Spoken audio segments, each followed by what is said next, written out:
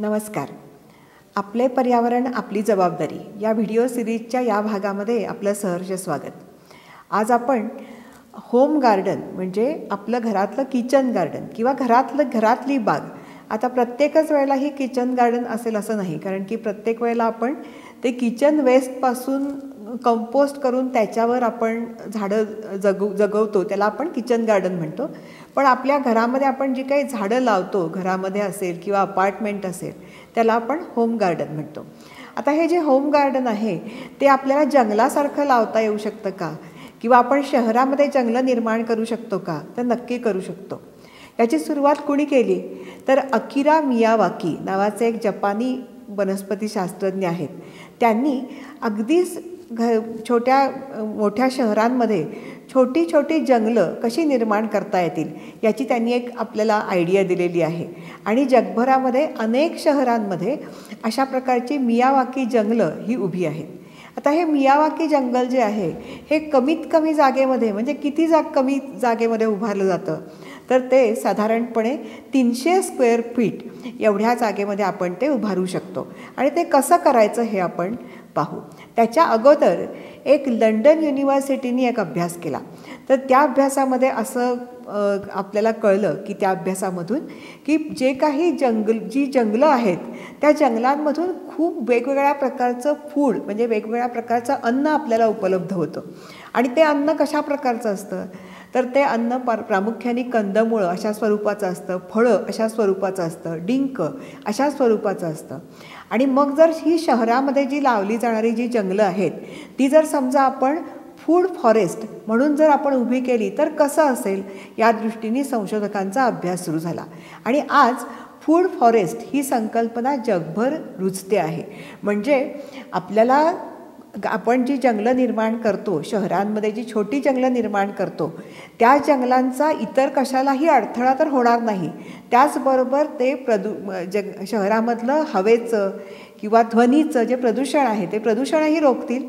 शिवाय तिथे वेगवेगळ्या प्रकारचे इन्सेक्ट्स, म्हणजे वेगवेगळ्या प्रकारचे कीटक आणि पक्षी खूप मोठ्या प्रमाणात येतील. यासाठी म्हणून ही जंगलं उभी करायची आहेत. सर्वात पहिल्यांदा आपण मियावाकी जंगल हे कसं डेव्हलप करायचं ते पाहू. आता मियावाकींना स्वतःला काही फूड फॉरेस्ट निर्माण करावं अशी त्यांना अपेक्षा नव्हती. त्यांना अपेक्षा काय आहे तर त्यांना अशी अपेक्षा आहे की ज्या काही स्थानिक ठिकाणी जी काही झाडं असतात ती झाडं त्या जंगलामध्ये उगवावीत. आता ही जी झाडं आहेत ही कशा प्रकारची असावीत तर ती सगळ्या प्रकारची असावीत. म्हणजे त्याच्यामध्ये एक जी पहिली लेअर जी असते ती असते रूट लेअर नाही, तिला आपण ग्रास लेअर असं म्हणू, म्हणजे गवताची पातळी असं म्हणू. आता ही जी पातळी असते याच्यामध्ये जे तुमच्या ठिकाणी ज्या प्रकारचं गवत असेल, म्हणजे त्याच्यामध्ये दुर्वा असतील किंवा त्याच्यामध्ये वेगवेगळ्या प्रकारचं वाळ्यासारखं गवत असेल किंवा कोणत्याही प्रकारचं गवत जे तुमच्या ठिकाणी उगवतं त्या गवताची पहिली लेअर असेल. दुसरी लेअर कोणती असेल तर दुसरी लेअर जी असेल ती रूट लेअर असेल. रूट लेअर म्हणजे काय तर त्याच्यामध्ये एकतर सगळ्या प्रकारची, म्हणजे जे काही तण असतं ते तण म्हणजे कुठल्या प्रकारचं, जसं की राजगिरा आहे, तांदळी आहे, किंवा आपण असं म्हणू की आपण ज्या काही अशा जमिनीलगत उगवणाऱ्या ज्या काही भाज्या असतात, पुनर्नवा असेल, ब्राह्मी असेल, अशा प्रकारच्या ज्या भाज्या आहेत ज्या जमिनीलगत उगवतात आणि त्याची जी रूट सिस्टीम आहे ती रूट सिस्टीम त्या मातीला फर्टाईल बनवते. तर ही लेअर असेल. त्याच्यानंतर तिसरी लेअर कोणती असेल तर तिसरी लेअर जी असेल ती फुलझाडांची लेअर असेल, की ज्याच्यामध्ये जी फुलझाडं ही हंगामी असतील. आता जसं आपण महाराष्ट्रामध्ये बघितलं तर तिथे आपण गुलबक्षी असेल किंवा अबोली असेल, चित्रक असेल, अशा प्रकारची जी झाडं आहेत, जी झाडं ही काही विशिष्ट मोसमामध्येच उगवतात, पण त्या झाडांनी जमीन फर्टाईल बनते. आता त्याच्यानंतर जिथे आपण पाणी घातलेलं असेल, जिथून आपण पाणी घालतो तर त्या पाण्यामध्ये कर्दळी, अळू आणि केळी अशा प्रकारची लेअर असेल. आता ही जी केळी असेल ही केळी टिश्यू कल्चरची असतील का तर नक्कीच नाही. ही केळी जी आहेत ही रानकेळी असतील, कापूर केळी असतील. कापूर केळी ही औषधी असते आणि रानकेळी ही अर्थातच खाण्यायोग्य असते. आणि त्याच्यानंतर त्याच्यामध्ये काही उंच झाडं किंवा आपण फळझाडं ही त्याच्यामध्ये लावू शकतो. आता कोणत्या प्रकारची फळझाडं? तर आपल्याला माहिती आहे की पेरूचं जंगल असतं किंवा आपण असं बघू अंजिराचं जंगल असतं, त्याच्यानंतर आपण सीताफळाचं जंगल असतं, बोराचं जंगल असतं. तर अशा प्रकारची झाडं ही या जंगलामध्ये आपल्याला लावता येऊ शकतात. आणि अर्थातच उंच झाडं म्हणजे जसं की कवठ असेल किंवा आंबा असेल अशा प्रकारची झाडं पण त्याच्यामध्ये लावता येऊ शकतात. आता ही जी मियावाकी सिस्टीम जी आहे जंगल निर्माण करण्याची, याच्यामध्ये जे 30 स्क्वेअर फूटचं जंगल जे आपण म्हणतो त्याच्यामध्ये एका स्क्वेअर फूटमध्ये 3 झाडं लावणं हे अपेक्षित आहे. आणि ती 3 झाडं ही कोणती असावीत? तर ती 3 झाडं जी आहेत ती वेगवेगळ्या प्रकारची असावीत. म्हणजे त्याच्यामध्ये वेगवेगळ्या प्रकारची म्हणजे मगाशी जसं सांगितलं की गवत असेल, त्याच्यानंतर आपण ज्याला तण म्हणजे खरं म्हणजे तांदळी किंवा राजगिरा हे काही तण नाही आहे, पण आपण त्याला त्याची अमर्याद वाढ होऊ शकते जर आपण कंट्रोल केलं नाही तर, त्यामुळे आपण त्याला तण म्हणू शकतो. त्यामुळे तण लावायचं. त्याच्यानंतर आपण त्याच्या उंचीप्रमाणे किंवा उपयोगितेप्रमाणे किंवा त्याच्या हंगामामध्ये जी काही ती झाडं हंगामात ज्या प्रकारची असतील तशी ती लावायची. आणि ही जी झाडं असतील ही झाडं ही सेल्फ सस्टेनेबल असतील. म्हणजे सेल्फ सस्टेनेबल असं आपण त्याला का म्हणतो? तर त्याला सुरुवातीची काही 3 ते 4 वर्ष त्याला पाणी द्यावं लागेल, पण त्याच्यानंतर ते जे जंगल असेल त्याला ना खत द्यावं लागेल ना त्याला पाणी द्यावं लागेल. त्या जंगलामध्ये जी काही पानगळती होईल, त्याच्यातून जे काही कंपोस्ट तयार होईल, जी काही सीझनल झाडं त्याच्याला फुलं येऊन गेल्यानंतर ती झाडं आपापच गळून पडतात, अशी त्याची पानं गळून पडतात. तर त्याच्यामुळे जे काही जे कंपोस्ट तयार होईल त्याच्यामुळे ती जमीन फर्टाईल होऊ शकेल. आणि त्या संपूर्ण रूट सिस्टीममध्ये ज्या प्रकारचे एक्झो एन्झाईम्स किंवा त्या रूटमधून जे स्रवणारे जे रासायनिक पदार्थ जे आहेत त्या रासायनिक पदार्थांमुळे त्या प्रत्येक झाडाला त्याचं न्यूट्रिशन मिळेल. अशा प्रकारची ही मियावाकी सिस्टीम आहे. आणि ती सिस्टीम कशी करायची ते आपण बघूयात. आता त्याच्यासाठी म्हणून सगळ्यात पहिल्यांदा आपल्याला काय करावं लागतं त्या मियावाकी सिस्टीमसाठी? तर आपल्याला एक अशी जागा शोधावी लागते. आता ही जी जागा आहे ही जागा कशा प्रकारची असायला पाहिजे? तर साधारणपणे 8 तास जिथे सूर्यप्रकाश मिळेल अशा प्रकारची जागा ती आपल्याला पाहायला लागते. तर साधारणपणे आपण जरी असं म्हटलं की 300 स्क्वेअर फीट एवढ्या जागेवर आपण ते जंगल आपण उभं करू शकतो. पण आपल्याला जर समजा एखादी पट्टी मिळाली तर त्या पट्टीवरही आपल्याला हे जंगल उभं करता येऊ शकतं. तर आता कसं आहे की साधारणपणे 5 फीट बाय 8 फीट अशा प्रकारची जरी पट्टी असेल तरी पण चालेल. आता त्याच्यासाठी म्हणून आपल्याला सगळ्यात पहिल्यांदा म्हणजे त्याच्यामध्ये जे काही स्क्वेअर फूट असतात त्या स्क्वेअर फूट आपल्याला थोडेसे खणून घ्यावे लागतील. ते खणून घेतल्यानंतर आपल्याला त्याच्यामध्ये जर समजा चांगली माती असेल तर काही प्रश्नच नाही, पण जर समजा त्याच्यामध्ये जर माती चांगली नसेल तर आपल्याला मागं सांगितल्याप्रमाणे वाळू, त्याच्यानंतर क्ले म्हणजे माती, त्याच्यानंतर जरा थोडीशी खरबरीत माती आणि अर्थातच ऑर्गॅनिक मॅटर. हे जे ऑर्गॅनिक मॅटर जे असतं हे ऑर्गॅनिक मॅटर म्हणजे कंपोस्ट नव्हे, तर आपण त्याला असं म्हणू की कंपोस्ट साधारणपणे कंपोस्ट जेव्हा अर्धवट कुजलेलं असतं म्हणजे त्या सगळ्या भाज्या असतात किंवा पानं जेव्हा अर्धवट कुजलेली असतात त्यावेळेला ती काळ्या रंगाची आपल्याला दिसायला लागतात. ते तेवढंसुद्धा ऑर्गॅनिक मॅटर त्या आपल्या मियावाकी जंगलाला चालतं.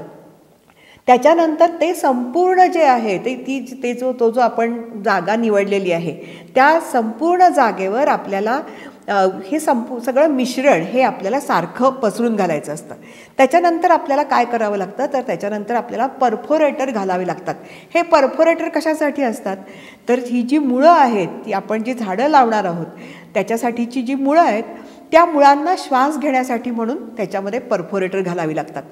आता हे परफोरेटर जे आहेत हे नेमके कसले असतात? हे इव्हन आपण आपल्या घरामध्ये आपण कुंड्या भरत असताना किंवा आपल्या घरामध्ये झाडं लावत असताना पण आपल्याला परफोरेटर घालावी लागतात. त्याच्यामध्ये आपण गव्हाची सालपटं असतील किंवा आपण भुईमुगाच्या शेंगांचे सालपटं असतील किंवा मक्याचा कोंडा असेल किंवा भाताचा कोंडा असेल अशा प्रकारचं हे जे हा जो कचरा आहे याला परफोरेटर म्हणतात. आणि हा परफोरेटर नेमकं त्याचं फंक्शन काय असतं तर काय करतो तर जे काही रूट्स असतात, कोणत्याही झाडांची जी मुळं असतात त्या मुळांना वाढायला तो संधी देतो. आणि सगळ्यात महत्त्वाचं म्हणजे त्यांना ऑक्सिजन, कारण की आपल्याला माहिती आहे की झाडाची पानं जशी श्वासोच्छ्वास करतात तशी झाडाची मुळंही श्वासोच्छ्वास करतात. आणि त्या मुळांना श्वासोच्छ्वास करण्यासाठी त्यांना ऑक्सिजन मिळावा याच्यासाठी म्हणून आपल्याला परफोरेटरची गरज असते. त्याच्यानंतर आपल्याला त्या मातीमध्ये वॉटर रिटेनर घालायची गरज असते. आता हे वॉटर रिटेनर कशासाठी घालायचं तर आपण कारण की मुळात आपण जेव्हा जंगल निर्माण करणार आहोत, जरी हे कृत्रिम जंगल असलं तरी ते वाढणार आहे नैसर्गिक पद्धतीने, तर त्याच्यामध्ये आपल्याला वॉटर रिटेनर्स घालावे लागतात. आता हे जे वॉटर रिटेनर्स आहेत, हे वॉटर रिटेनर्स जेव्हा आपल्याला खूप दिवसापर्यंत आपण बाहेरगावी जात असतो त्याही वेळेला आपण आपल्या घरच्या बागेमध्येही घालू शकतो.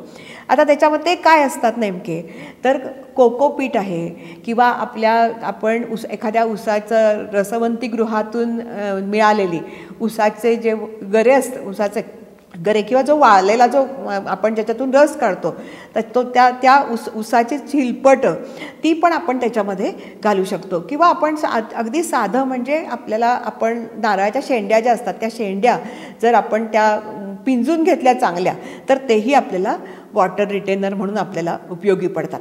त्यानंतर पहिल्या वर्षी जेव्हा आपण ती झाडं लावतो त्यावेळेला ती जर समजा जमीन फारशी चांगली नसेल तर आपल्याला त्याच्यामध्ये काही न्यूट्रिएंट घालावी लागतात. आणि ती फर्टिलायझरच्या स्वरूपात घातली समजा तर ती कमी घालावी लागतात.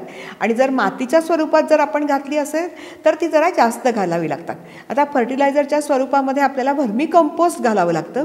त्याच्यानंतर आपण शेणखत, आता साधारणपणे जेव्हा आपल्याला मियावाकी जंगल हे साधारणपणे 3 ते 4 वर्षामध्ये आपल्याला ते चांगलं छान जंगल उगवलेलं दिसतं.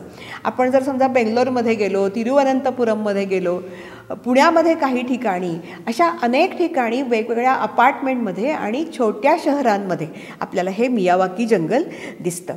त्याच्यानंतर आपल्याला सगळ्यात महत्त्वाचं काय करावं लागतं तर त्याच्यातले जे काही आपण त्याच्यासाठी आपण जी काही झाडं निवडलेली आहेत त्याच निवडलेल्या झाडांची आपल्याला रोपं करून घ्यावी लागतात. आता रोपं करण्यासाठी मुळात पहिल्यांदा आपण ज्या काही बिया जमवलेल्या असतात त्या जमवलेल्या बिया ह्या आपल्याला एक रात्रभर पाण्यामध्ये भिजवायला लागतात. त्या पाण्यामध्ये भिजल्यानंतर त्या रुजतील की नाही हे आपल्याला कसं ओळखतं तर त्या जेव्हा बिया ह्या फुगतात त्यावेळेला आपल्याला नक्की लक्षात येतं की ह्या बिया ह्या रुजणार आहेत. काही बिया ज्या असतात त्या बिया रुजत नाहीत. आणि त्याच्यामुळे आपल्याला त्या बिया रुजवण्यासाठी आपल्याला एकतर त्या गरम पाण्यामध्ये भिजवावे लागतात किंवा साधारणपणे 2 ते 3 दिवसपर्यंत आपल्याला त्या पाण्यामध्ये भिजवून ठेवावे लागतात. असं लक्षात आलेलं आहे की रताळं असेल किंवा सुरण असेल ह्याच्यासारखे जे कंद आहेत हे कंद जर आपण मियावाकी जंगलामध्ये जर लावले किंवा फूड फॉरेस्टमध्ये जर लावले तर ते जंगल भराभर वाढतं. आता हे मुळात तसं का होतं याचं कारण असं की त्याची जी रूट सिस्टीम असते त्या रूट सिस्टीममधून निघालेले जे रासायनिक पदार्थ आहेत हे रासायनिक पदार्थ हे रूट प्रमोटर म्हणून वापरले जातात. म्हणजे रूट प्रमोटर म्हणजे काय तर बाकीच्या झाडांसाठी झाडांचे रूट्स हे जास्त वाढणं, म्हणजे त्या जेवढी मुळं वाढतील, जेवढी मुळांची संख्या वाढेल तेवढं ते झाड हे जास्त दिवस टिकेल. आता याच्यामध्ये फक्त केवळ अन्नच लावायला पाहिजे असं काही गरज नसते. म्हणजे अन्नपदार्थ देणाऱ्या भाज्या किंवा वेली लावायला पाहिजेत अशी अजिबात आवश्यकता नाही. आपण त्याच्यामध्ये रान गुलाब लावू शकतो, आपण त्याच्यामध्ये वेगवेगळ्या प्रकारचा सोनटक्का लावू शकतो, अनंतच लावू शकतो. तर अशा प्रकारची फुलं लावणं, त्याच्यानंतर औषधी लावणं, आपल्याला वेगवेगळ्या प्रकारच्या शोभिवंत वनस्पती लावणं आणि अर्थातच अन्नपदार्थ लावणं, म्हणजे पदार्थ देणाऱ्या भाज्या आपण त्याच्यामध्ये लावू शकतो, फळं त्याच्यामध्ये लावू शकतो. ही झाडं निवडत असताना आपल्याला असाही विचार करावा लागतो की ते बायोडायव्हर्सिटी प्रमोट करतात का. बायोडायव्हर्सिटी म्हणजे काय तर आता आपल्याला समजा आपण गुलाबाचीच आपण त्याच्यामध्ये झाडं लावणार असू तर आपल्याला वेगवेगळ्या प्रकारच्या म्हणजे ज्याच्यामध्ये वनस्पतींमध्ये जी जैवविविधता आहे ती जैवविविधता आपल्याला त्याच्यामध्ये मिळते का? म्हणजे जरी आपल्याला समजा आंबा जरी त्याच्यामध्ये लावायचा असेल तरी एका प्रकारचा आंबा लावायचा नाही तर 2-3 प्रकारचा आंबा लावायचा. पेरूचं पण तेच, सीताफळाचं पण तेच. प्रत्येक जी काही आपण झाडं निवडू त्याच्यामधले त्या झाडांमधले 3-4 प्रकार तरी आपण या जंगलामध्ये लावू शकतो. आणि त्याच्यामुळे काय होतं तर जैवविविधता त्याच्यामध्ये निर्माण होते आणि त्याच्यामुळे पक्ष्यांची संख्या वाढते, त्याच्यामध्ये येणाऱ्या कीटकांची संख्या वाढते आणि अर्थातच त्याचं सेल्फ पॉलिनेशन झाल्यामुळे आपल्याला त्याच्यातून भरपूर आपल्याला उत्पन्न मिळू शकतं. आता ह्याच्यामध्ये ज्या वेली लावत असतात ह्या वेलींसाठी निवडत असताना सगळ्यात जी चांगली वेल जी निवडली जाते ती म्हणजे मायाळूची वेल. ही जी मायाळूची वेल आहे ही खरं म्हणजे एरवी तण असतं, कारण की ती जर समजा आपण कंट्रोल नाही केली तर त्याच्यातून खूप मोठ्या प्रमाणामध्ये ती वाढू शकते. पण आपण जेव्हा फूड फॉरेस्ट निर्माण करतो किंवा मियावाकी जंगल निर्माण करतो त्यावेळेला सगळ्या जंगलांसाठी आवश्यक असलेलं न्यूट्रिशन प्रोव्हाइड करणं आणि सगळ्यात महत्त्वाचं म्हणजे जे जमिनीतले जे पॅथोजन्स असतात म्हणजे जे झाडांच्या मुळांना जे खातात, विशेषतः हुमण्या ज्या कंपोस्टमध्ये असतात त्याला जे खातात तर हुमण्या ह्या मुळांना खातात तर त्या मुळांना खाऊ नये म्हणून मायाळूची वेल ही उपयुक्त असते. मायाळूसारखं आपल्याला वेगवेगळ्या प्रकारचं भोपळे, त्याच्यानंतर घोसावळी, पडवळ अशाही त्याच्यामध्ये वेली लावता येतात. आपण त्याच्यामध्ये बद्दल आपण जाणून घेणारच आहोत. आणखीन एक महत्त्वाची गोष्ट म्हणजे जेव्हा आपण ती झाडं लावतो त्यावेळेला त्याच्या बाजूनी आपल्याला मल्चिंग करायची गरज असते. हे मल्चिंग कशासाठी करायचं तर मल्चिंग अशासाठी करायचं की आपण जे काही न्यूट्रियंट्स त्या जमिनीमध्ये आर्टिफिशियली घातलेली आहेत, कृत्रिमरित्या घातलेली आहेत, ती उडून जाऊ नयेत. त्याच्यामधली जी पोषक तत्त्वं जी असतात जी हवेमध्ये सहज उडून जाऊ शकतात, कारण की ऊन आपण जी जागा निवडलेली आहे ती साधारणपणे 8 तास सूर्यप्रकाशाची आहे आणि त्याच्यामुळे ती सगळी त्याची वाफ होऊन जाऊ नये ह्याच्यामुळे त्याच्यासाठी मल्चिंगची गरज असते. मल्चिंग याचा अर्थ आपण त्या झाडांच्या भोवतीनी जर समजा आपण समजा मोठी पानं, सुकलेली पानं घातली किंवा आपण त्याच्यामध्ये नारळाच्या शेंड्या घातल्या किंवा त्याच्यामध्ये साधे वर्तमानपत्राचे तुकडे जरी घातले किंवा पोती जरी घातली तरीसुद्धा त्याला आपण मल्चिंग असंच आपण म्हणत असतो. तर त्यामुळे ह्या मल्चिंगची गरज असते. आणि सगळ्यात महत्त्वाचं म्हणजे ही जी झाडं असतात ही झाडं आपण वेगवेगळ्या प्रकारची झाडं आपल्याला एकत्र लावायची असतात आणि त्याच्यामुळे कसं असतं की त्याच्यामध्ये न्यूट्रियंटची कॉम्पिटिशन होऊ नये. खरं म्हणजे तशी होत नाही, कारण की आपण मुळातच वेगवेगळ्या प्रकारची झाडं निवडलेली असतात त्याच्यामुळे त्याच्यामध्ये पोषणासाठी स्पर्धा निर्माण होत नाही. पण समजा जर झाली आणि एखादं झाड जर वाढलं नाही तर आपल्याला त्याच्यासाठी म्हणून जी काही झाडं असतात म्हणजे त्याच्यातली जी ग्राउंड लेअर जी आहे, ग्रास लेअर सोडली किंवा आपण त्याच्यामध्ये जी फुलझाडं जी ठेवलेली आहेत ती सोडली तर आपल्याला प्रत्येक झाडासाठी आपल्याला काठी लावायची आवश्यकता असते, म्हणजे त्याला आधार द्यायची आवश्यकता असते. आता प्रत्येकच वेळेला आपल्याला काठीने आधार द्यायला पाहिजे अशी अजिबात गरज नाही. आपण हे जे फूड फॉरेस्ट किंवा मियावाकी फॉरेस्ट हे जे आहे याला आपल्याला वरच्या बाजूनी दोरीनी पण आपल्याला म्हणजे वरच्या बाजूनी जर आपण त्याच्यामध्ये एक दोरीची जाळी तयार केली आणि त्या जाळीला जर आपण वरच्या दोरीनी जरी आधार दिला तरीसुद्धा ते चालू शकतं. आपण ह्याच्याबद्दल पुढच्या व्हिडिओमध्ये अधिक जाणून घेऊच यात. पण मी तुम्हाला आणखीन एक सांगते ते म्हणजे मियावाकी फॉरेस्ट आणि फूड फॉरेस्ट हे शब्द मी जणू काही समानार्थी असल्याप्रमाणे वापरते आहे. पण मियावाकी फॉरेस्ट हे प्रत्येक वेळेला फूड फॉरेस्ट असतंच असं काही नाही. मियावाकी फॉरेस्ट ह्याचा अर्थ आपल्याला जंगलं तयार करणं आणि ही जंगलं जी आहेत ती खरं म्हणजे फुफ्फुसं असतात. फुफ्फुसं ज्याप्रमाणे हवा स्वच्छ करतात, आपल्याला चांगला ऑक्सिजन मिळवून देतात आणि आपला कार्बन डायऑक्साईड शरीरातला बाहेर टाकतात, तशाच प्रकारचं ही फॉरेस्ट निर्माण करणं ही आता शहरांची गरज बनलेली आहे. धन्यवाद. प्रखर राष्ट्रवादाची परखड अभिव्यक्ती, साप्ताहिक विवेकची हीच रीती. विषयाचं नाही त्याला बंधन, ध्यास एकच समाज प्रबोधन. या अमृत महोत्सवी विचार यात्रेत डिजिटली सहभागी व्हा. विवेकची वेबसाईट, फेसबुक पेज आणि यूट्यूब चॅनल आजच लाईक करा, शेअर करा, सबस्क्राईब करा.